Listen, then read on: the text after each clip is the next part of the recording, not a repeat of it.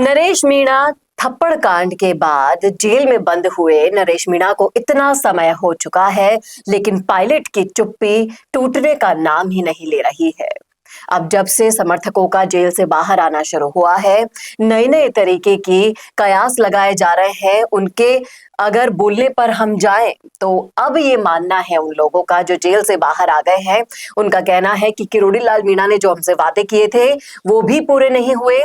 और अब समरावता तो जला ही था, लेकिन अब अगर नरेश मीणा को और अंदर रखा गया है, उनकी रिहाई पर कोई फैसला नहीं होता है, तो पूरा का पूरा टोंक जलेगा। और क्या टोंक को जलता हुआ देख पाएंगे सचिन पायलट?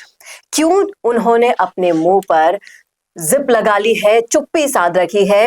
इतना सब कुछ हो गया, राजस्थान का इतना बड़ा मामला बन गया है, लेकिन अभी तक वो कुछ बोलने के लिए तैयार नहीं है। क्या रहेंगे वो कारण, बताएंगे आपको सब कुछ डिटेल में इस वीडियो में, इसलिए बने रहेगा आखिर तक हमारे साथ। नमस्कार, मैं हूं चेतना शर्मा। आप देखना शुरू कर चुके हैं संवाद भारत का, भारत के लिए। और इस मुद्दे पर बातचीत करने के लिए मेरे साथ मौजूद हैं हमारे editor in chief Varun Bhansali जी।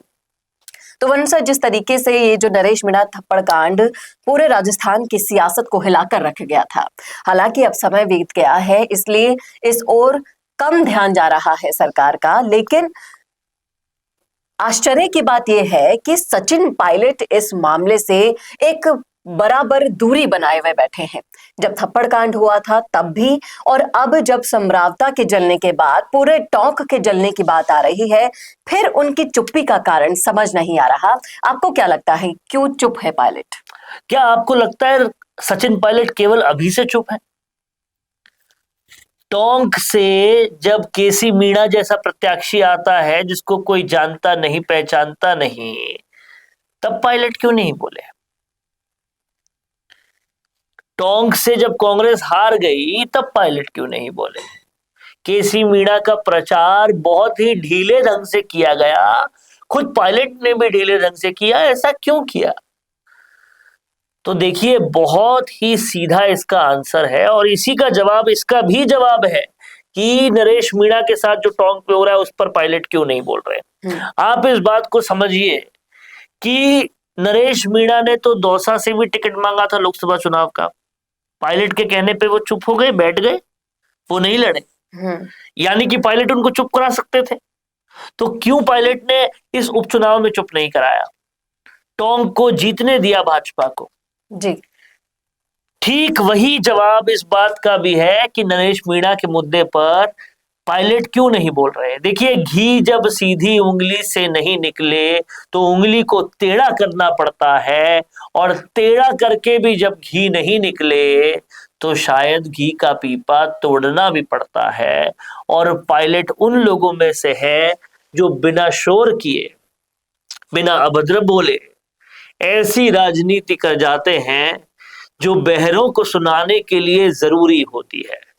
दिख रहा था कांग्रेस की आलाकमान को, समझ में आ रहा था कि पायलट के हाथ में जब दी थी चाबी तो लोकसभा चुनाव में कैसे जीत गई थी कांग्रेस, और कैसे 3 हैट्रिक बनने से रोक दिया था। लेकिन उसके बावजूद भी कांग्रेस ने उपचुनाव में अशोक गहलोत को फिर से पावर दे दी। तो सचिन पायलट ने ये कहा, अब तुमने दे दिया है, तुम नहीं मान रहे हो, मैं तुम्हें अलग तरह से समझाता हूं। टोंक से लेकर तमाम सारी सीटें हारने दी कांग्रेस को, और अपना वर्चस्व दिखाने के लिए दौसा, जो कि उनके सबसे जबरदस्त मंत्री की सीट थी, उसमें से जिता दिया कांग्रेस को, ये बताने के लिए कि कौन है सचिन पायलट। अब ये फेज 2 है ये बताने का कि कौन है सचिन पायलट। आप इस बात को समझिएगा कि नरेश मीणा का जो पूरा थप्पड़ कांड हुआ, उसके बाद अब जो रिहाई नहीं होने वाला कांड हो रहा है, उसमें सचिन पायलट अगर इंटरूड करते हैं तो वो सब कुछ शांति हो सकती है, लेकिन वो ये शांति अभी करवाएंगे नहीं, क्योंकि कांग्रेस ने इनको ना तो कोई पद दिया है ऐसा करने के लिए, ना ये प्रदेशाध्यक्ष के पद पे हैं, ना ये विधानसभा अध्यक्ष के पद पे हैं। तो कहीं ना कहीं या तो वो पद आने के बाद सचिन पायलट अपना जलवा दिखाएंगे, क्योंकि अभी सचिन पायलट कुछ करेंगे, सचिन पायलट कुछ करेंगे, क्रेडिट मिल जाएगा गोविंद सिंह डोटासरा को। लेकिन फिर भी अगर हम टोंक से और पायलट का रिश्ता नाता देखते हैं तो ये तो समझ में आता है ना कि वहां की जनता कितना प्यार करती है पायलट को, कितना जुड़ाव है वहां से। वो सियासत के वो सारे रंग देख चुके हैं। प्यार का क्या करेंगे जब पावर नहीं होगी? पायलट के पास जब तक पावर नहीं होगी वो जनता को भी इंसाफ कैसे दिलाएंगे, कैसे उनका विकास करवाएंगे? और वो पावर को लेने का और कोई तरीका अब समझ में ही नहीं आ रहा, क्योंकि कांग्रेस जो है वो ऐसा लगता है कोई मजबूरी में अशोक गहलोत की कठपुतली बन चुकी है। अब उस कठपुतली से छुड़वाने के लिए, सचिन पायलट को समझने के लिए उनको ऐसे झटकों की ही आवश्यकता है, और वो झटके ही जो है वो उनको देने की जरूरत है। और इसीलिए नरेश मीणा के कांड में सचिन पायलट एकदम चुप्पी साधे हुए हैं।